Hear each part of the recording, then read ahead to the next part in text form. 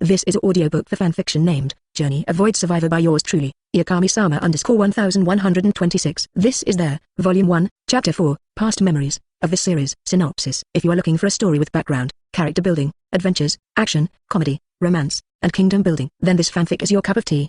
The MC is a poor man who is swept up by the Omni-level being's antics and thrown into the void due to the being's carelessness. In the void, he spent an uncountable amount of time before his soul is recovered by the higher being, granted all his wishes by the being. Evan, our MC, is now on a journey filled with adventure, comedy, and romance as he is indirectly pressured by the higher being to create a large family, deciding to enjoy it fully as he can. Tag alongside him on his journey. Let's start the story. Volume 1 Chapter 4, Past Memories. Huh? Where am I? Could it be exclamation mark ...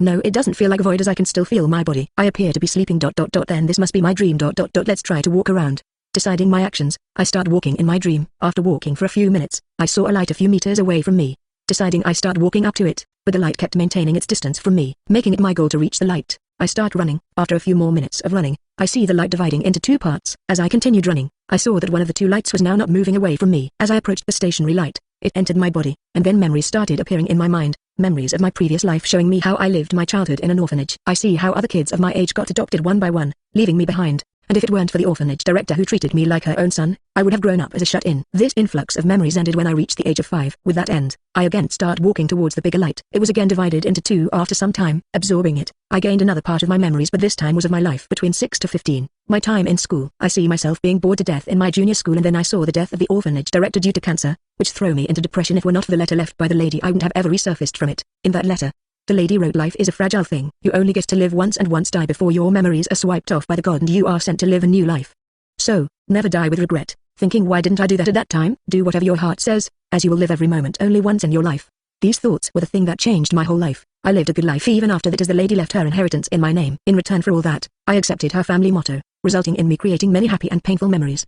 The latter one due to me only fighting against a group of bullies and many other episodes of my junior high life. As the memory ended, I again started running, catching up to the next light, which surprisingly was the last one. This time I got all the memories of the rest of my life at once because I died at the age of 24. Practicing the family motto of the lady, I made my goal to collect knowledge from all sorts of fields in the world, and I spent my entire school and college life just doing that. But that doesn't mean that I didn't have any girlfriends and friends. Instead, I was a social person in my past life, able to connect to anyone within a few sentences, allowing me to make many friends, and many times I tried dating, with all of latter being failed due to me not finding them of my type, who can relate to my goal to collecting all knowledge that is there in the world. Other than that, I also have a perk. I was never a fan of double-faced people. I hated them and still do. I don't feel comfortable with people who try to hide their true selves. After completing college, I started making money as I became a freelancer doing jobs in all sorts of fields due to my vast knowledge. It was tough at first, but everything got on track after some time. Collecting a lot of money, I decided to go on a world trip, and it was during my trip around Texas that I met her, the girl who later became my girlfriend, and her name was Akasha. I met her when she was being harassed by some bad boys. In my past life, I was also a sports guy with 193 height and a good body,